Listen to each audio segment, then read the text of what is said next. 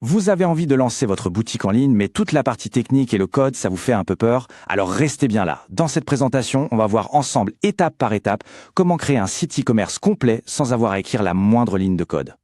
Alors cette fameuse question, est-ce qu'on peut vraiment créer une boutique en ligne sans être un pro du code? Eh bien la réponse, c'est un grand oui. C'est tout à fait possible et on va voir comment faire sauter ce verrou technique qui intimide souvent au début. Ok, voilà le plan de match. C'est une feuille de route en 5 grosses étapes.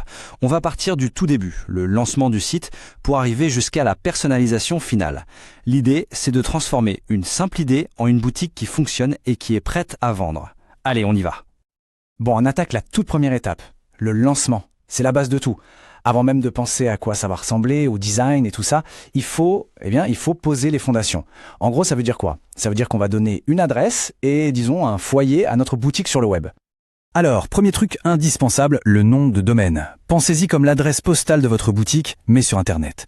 C'est ce que les gens vont taper, du genre maboutiquegeniale.com. Un bon conseil, il faut que ce soit court, facile à retenir, et bien sûr que ça colle à l'image de la marque. C'est vraiment la toute première impression. Juste après, il y a l'hébergement. Si on continue l'analogie, si le nom de domaine, c'est l'adresse, eh bien l'hébergement, c'est la maison.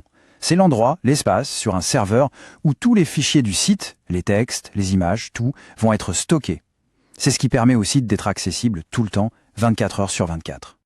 Ok, alors pour avoir cette fameuse adresse et cette maison, on va utiliser un duo qui marche très très bien.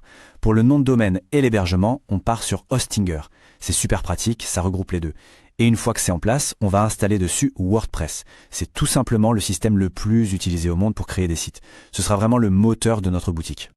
Et tenez, petite astuce, pour bien commencer, il y a un code WL10 qui donne 10% de réduction sur Hostinger.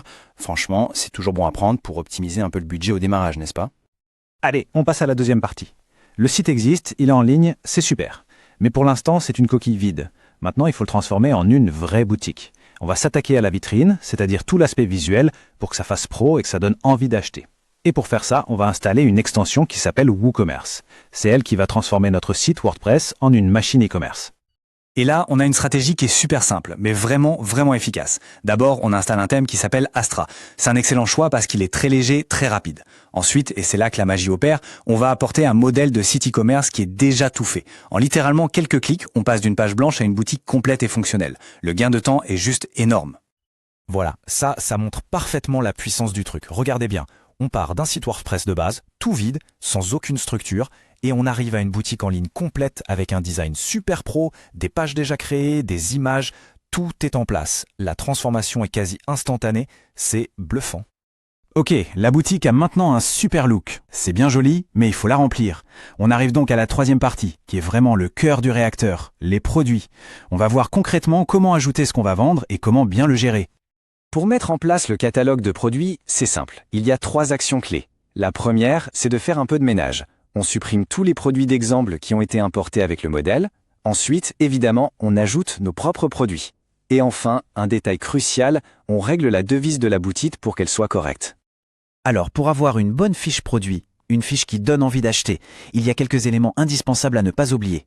Il faut un nom de produit bien clair, une description longue et détaillée, le prix bien visible, une description courte pour un aperçu rapide. Et surtout, l'image du produit, c'est capital, avec même une galerie d'images pour le voir sous tous les angles. Ah, et on n'oublie pas de le mettre dans la bonne catégorie pour que les gens le trouvent facilement. Et ce qui est génial, c'est la flexibilité. On peut vraiment vendre partout dans le monde. C'est WooCommerce, le plugin qui gère toute la partie e-commerce, qui s'occupe de ça. Ça permet de changer la devise de la boutique en quelques clics. On peut passer des dollars américains aux roupies indiennes ou aux euros sans aucun problème. Bon, avoir une belle boutique avec de beaux produits, c'est super, mais une boutique qui peut encaisser de l'argent, c'est encore mieux. C'est maintenant qu'on aborde l'étape vraiment cruciale. Comment on fait pour que les gens puissent payer et qu'on reçoive l'argent de manière sécurisée? Pour ça, il faut ce qu'on appelle une passerelle de paiement. C'est le service qui va gérer la transaction. L'outil recommandé ici, c'est Cashfree. C'est une solution très complète qui accepte non seulement les cartes de crédit et de débit, mais aussi plein d'autres moyens de paiement. C'est super important pour simplifier la vie des acheteurs. Pour connecter cette passerelle de paiement, c'est un processus en 3 étapes. D'abord, tout simplement, il faut créer un compte sur CashFree. Ensuite, il y a une étape de vérification de l'entreprise, on appelle ça le KYC. C'est une procédure tout à fait normale et obligatoire. Et pour finir, on connecte le compte à notre site web en utilisant ce qu'on appelle des clés API. Ce sont des codes sécurisés qui font le lien entre les deux. Et voilà, on arrive à la dernière ligne droite, la 5e et dernière étape. C'est la touche finale.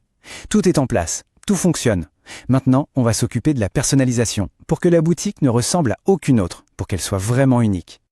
Et l'outil magique pour faire ça, il s'appelle Elementor. C'est ce qu'on appelle un constructeur de pages. En gros, c'est un éditeur super visuel qui fonctionne en glisser-déposer. Fini le casse-tête du code, on peut tout changer très très simplement. Ce qu'il faut retenir, c'est que c'est d'une simplicité déconcertante. On veut changer un texte? Hop, on clique dessus et on tape le nouveau. On veut mettre une autre image? Pareil, un clic et on la remplace. Le gros avantage, c'est qu'on voit les changements en direct. Et une fois que c'est bon, on publie et c'est en ligne. Pas besoin d'être un expert. Alors, pour récapituler, voilà la boîte à outils complète qu'on a utilisée. On a Hostinger pour l'hébergement, WordPress qui est la plateforme, la base de tout, WooCommerce pour ajouter toutes les fonctionnalités e-commerce, le thème Astra pour avoir un super design de départ, CashFree pour gérer les paiements, et enfin Elementor pour personnaliser le tout. Avec ça, on a vraiment l'équipement complet. Bon, et bien voilà, toutes les pièces du puzzle sont en place, le plan d'action est clair, les outils sont là, accessibles, il n'y a plus vraiment d'excuses techniques, la seule question qui reste maintenant c'est à quand le lancement?